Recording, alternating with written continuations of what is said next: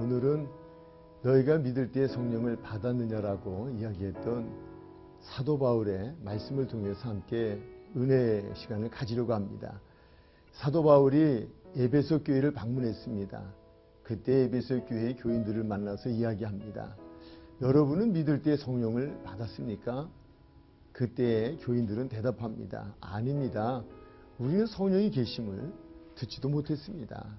바울이 다시 말합니다. 그렇다면 여러분은 무슨 세례를 받은 적이 있나요? 그들은 대답합니다. 예, 있습니다. 요한의 세례를 받았습니다. 바울이 다시 말합니다.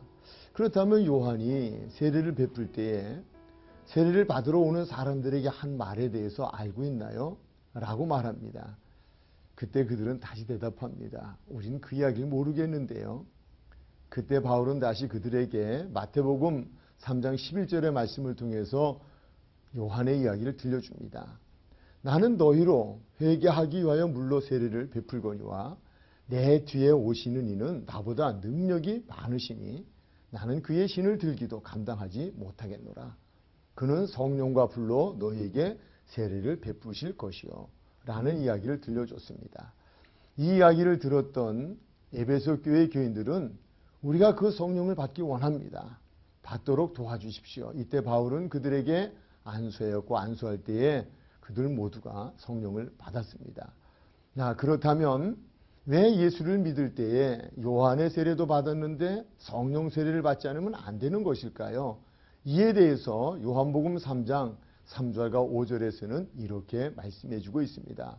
예수께서 대답하여 이르시되 진실로 진실로 내게 이르노니 사람이 거듭나지 아니하면 하나님의 나라를 볼 수 없느냐라고 하셨고 5절의 말씀에 보면 예수께서 대답하시되 진실로 진실로 내게 이르노니 사람이 물과 성령으로 나지 아니하면 하나님의 나라에 들어갈 수 없느니라 라고 말씀을 했습니다. 그렇습니다. 에베소 교회 교인들 그들은 교회에 다녔습니다. 그리고 그들은 요한의 세례도 받았습니다. 그럼에도 불구하고 그들은 예수님께서 주시는 성령의 세례를 받지 않았습니다. 그렇다면 지금까지의 말씀을 통해 볼 때에 교회를 다녔고 요한의 물세례를 받았지만 그들은 하나님 나라를 볼 수도 없고 들어갈 수도 없는 사람들이었습니다. 그렇다면 그들이 성령의 세례를 받지 않았다라고 한다면 그들은 곧 하나님 나라에 들어갈 수 없는 교인들이었습니다. 저는 이제 여기서 잠시 생각해 보려고 합니다.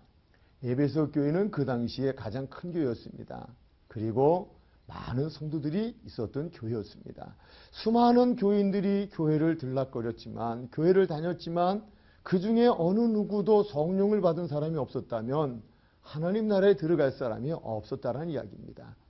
오늘날 이 땅에 수많은 교회가 있습니다. 교회를 다니는 수많은 사람들이 있습니다. 그러나 그들 중에 요한의 세례는 받았을지 모르지만 성령의 세례를 받지 않았다면 어떻게 되는 것일까요?